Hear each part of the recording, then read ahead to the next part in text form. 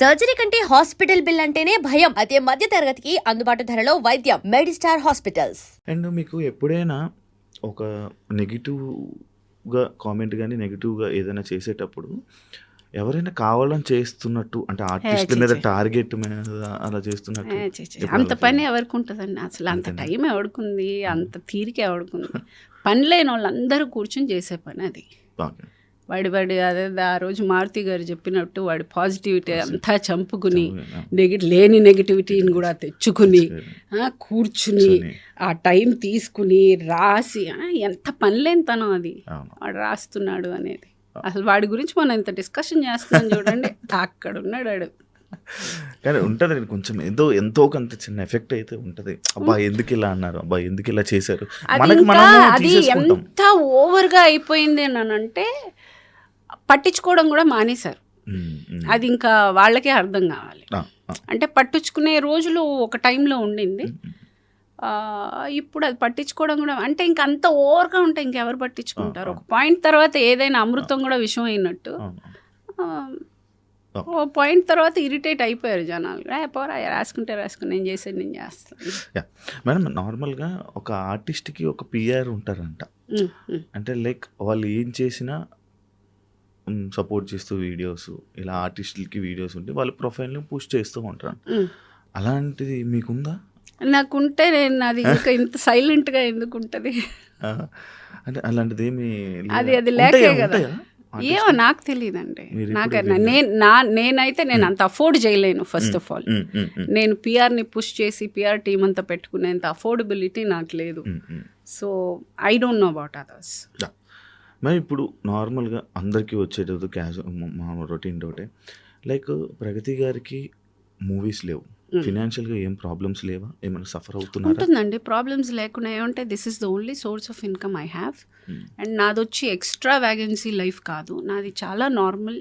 ఇప్పుడు you know I'm not settle. నేను వచ్చి పీక్ ఉన్న టైంలో నాకున్న రెస్పాన్సిబిలిటీకి నేను ఎక్కువ ఇన్వెస్ట్మెంట్స్ చేయలేకపోయాను.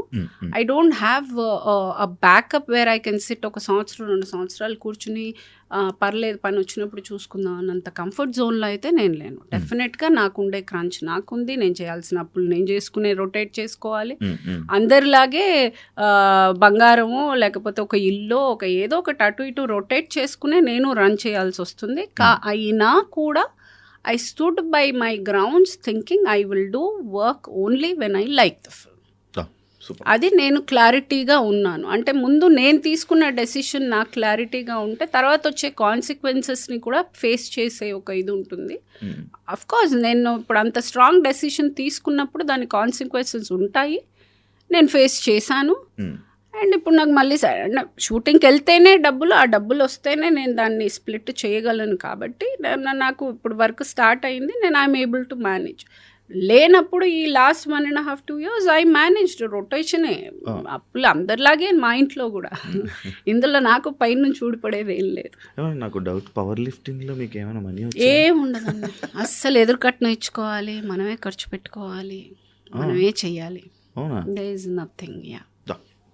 మనకి ఇందులో ఒక మన ప్యాషన్ని మనం ఫుల్ఫిల్ చేసుకుంటున్నాం అన్నదే తప్ప మనకేమి మానిటరీగా they won't be any.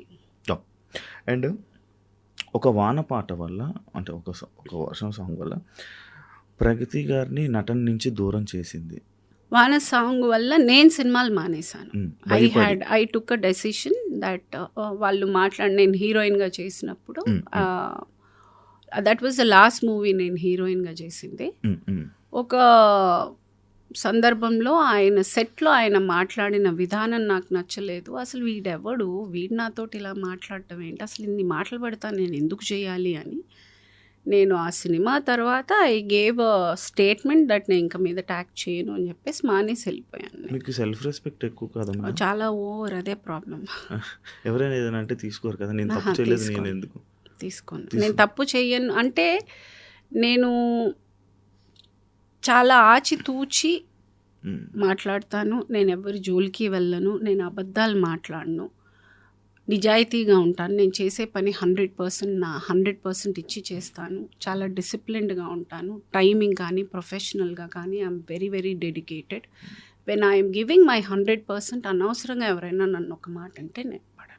And don't forget to subscribe to iDream. And for more videos, Please subscribe to iDream. Please subscribe to iDream. Please subscribe iDream. And please subscribe to iDream. For more videos, subscribe to iDream. please like, share and subscribe to the channel. Congratulations, iDream. Subscribe to iDream. Subscribe to iDream. So subscribe to iDream Media. iDream team అందరికి huge congratulations. Please subscribe iDream Media. Please subscribe to iDream. Subscribe iDream. Please subscribe to iDream. iDream అంటే నా కళల ఛానల్ను subscribe చేసుకున్న నోరు తిరుగుతలేదు, మీరైతే గంట గుర్తు కొట్టండి. For more such videos, please subscribe to iDream. Subscribe to iDream. Please subscribe to iDream. Please subscribe iDream Media. Please do subscribe to iDream. Please subscribe to iDream Media. For best entertainment and information, please subscribe iDream.